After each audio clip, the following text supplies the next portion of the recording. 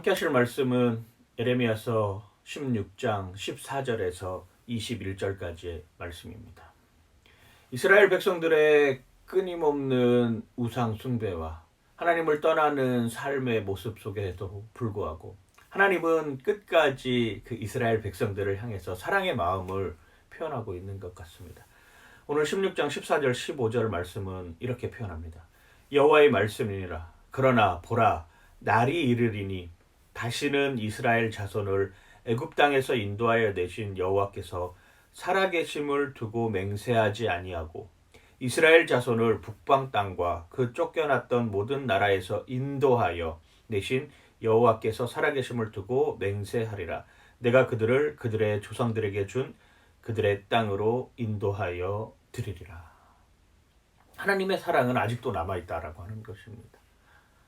인간이 가지고 있었던 마음이면 자기를 악하게 하고 자기를 업신여기고 자기를 무시하고 자기를 끊임없이 괴롭히는, 그리고 자기에게서 끊임없이 떠나려고 도망치려고 애쓰는 그런 사람들에게 굳이 사랑을 줄 필요가 없음에도 불구하고 하나님은 그런 인간의 마음을 택하는 것이 아니라 하나님 자신 스스로의 마음으로 사람을 사랑하기 시작합니다. 정말로 험난하고 힘들게 보내왔던 그 당시의 사람들의 삶의 모습 속에서 그럼에도 불구하고 하나님을 버리고 다른 곳으로 향하는 그 삶을 청산하고 돌아오게 만들겠다라고 이야기를 하고 있는 것이죠. 그런데 그 돌아오는 대가는 처절합니다.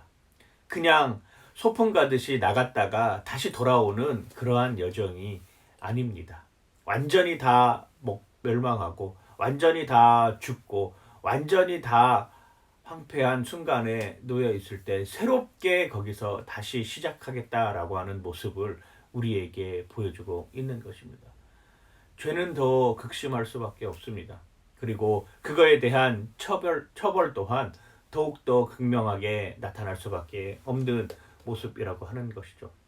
그럼에도 불구하고 끝까지 살아남는 사람들의 모습 속에는, 그럼에도 불구하고 끝까지 하나님의 신뢰하는 그 모습 속에서는 다시금 새롭게 꽃을 피울 수 있는 희망의 삭슬 아직도 남겨놓고 있겠다라고 하는 것이죠. 그래서 예레미야가 이렇게 기도를 합니다. 19절 20절입니다. 여호와 나의 힘, 나의 요새, 환난 날의 피난처시여, 민족들이 땅끝에서 주께 이르러 말하기를 우리 조상들의 계승한 바는 허망하고 거짓되고 무익한 것뿐이니라. 사람이 어찌 신 아닌 것을 자기의 신으로 삼겠나이까 하리이다. 예레미야는 이런 이스라엘 백성들의 모습을 보고 여호와 하나님만이 나의 힘이 되시고 나의 요새가 되시고 환난 날에 나의 피난처가 된다라고 하는 것을 다시 한번 우리에게 알려주고 있는 모습을 보고 있는 것입니다. 사람들은 그럼에도 불구하고 신이 아닌 것들에 대해서 신이라 칭하며 거기에다가 온 정성을 다 쏟아붓는 모습을 보게 되는 것이죠. 이게 안타깝다라고 하는 것입니다. 이게 눈물을 흘려야 될 일이라고 생각을 합니다. 자녀들이 어렸을 때에는 애착을 가는 물건들이 있습니다. 그 애착 물건이 베개가 될 수 있고 애착 물건이 수건이 될 수도 있고 애착 물건이 때로는 인형이 될 수도 있습니다. 마치 거기에다가 생명을 불어넣은 것처럼 그 인형과 하루 종일 끊임없이 대화하기도 합니다. 그 인형을 통해서 자기가 불안했던 것들을, 자기가 두려워했던 것들을 그 인형에게 쏟아붓기도 합니다. 그런데 시간이 얼마 지나지 않고서 깨닫게 되죠. 이 인형은 나에게 아무것도 할 수 없다는 것을 깨닫는 그 순간, 아무리 애착을 가지고 거기에 정성을 쏟고 사랑을 쏟아붓고 내가 가진 모든 것들을 다 주고 싶어 했던 그 인형에게서 떠나게 되는 것이죠. 이게 성숙의 길로 한 단계 나아가는 것입니다. 언제까지나 그 인형에 머물러서는 안 되는 것이죠. 그 인형이 나에게 아무런 도움이 안 된다라고 하는 것도 깨달아지는 것입니다. 이제 이스라엘 백성들은 그런 깨달음에서 돌아와야 됩니다.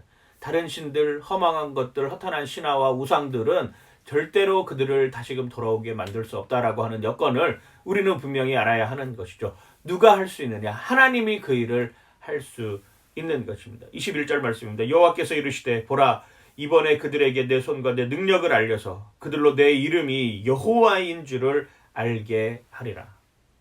하나님의 능력, 하나님의 이름을 그들에게 알려주는 방법은 한편으로는 벌이었습니다. 그 벌을 통해서 내가 깨달아지고 내가 잘못했구나. 내가 다시는 이러지 말아야지 되겠구나 라고 생각하는 그 순간 하나님의 사랑이 더 크게 다가오는 것이죠. 잘못했을 때 그걸 잘못을 방치하는 것이 부모의 심정이 아닌 것하고 똑같습니다. 잘못했을 때는 그것이 잘못된 것이라고 분명하게 이야기를 해주고 다시 돌아왔을 때에는 전의 것을 잊어버리고 더 따뜻하게 더 사랑스러운 마음으로 그 자녀를 대하는 것이 부모의 심정이라고 하는 것입니다. 세상의 이치가 다 그렇습니다. 하나님은 그 방법을 택하고 계시는 것이죠. 하나님을 원망하고 하나님을 부인하고 하나님을 떠났던 이스라엘 백성들의 삶의 모습 속에서 이제는 하나님의 때로는 징계의 손길을 통해서 그게 죄임을 깨닫고 다시금 하나님 편으로 돌아올 줄 아는 그러한 넉넉한 성숙한 신앙인들이 되시길 주님의 이름으로 간절히 축원하고 축복합니다. 파이팅! 하나님, 그렇습니다. 아직도 허물과 죄로 죽었던 내 삶 속에서 하나님이 주인이시고 하나님이 왕 되시고 하나님이 나의 모든 것을 책임져 주시는 분임을 깨닫게 하여 주시옵소서. 그리고 정말로 성경적 가치관이 무엇인 것인가를 느끼며 살아갈 수 있도록 인도하여 주시고 죄악된 세상 속에서 그것이 죄인 줄 알려주시는 하나님께 오히려 감사할 줄 아는 삶으로 오늘 하루의 삶을 인도하여 주시옵소서. 감사드리며 예수님 이름으로 기도드립니다. 아멘.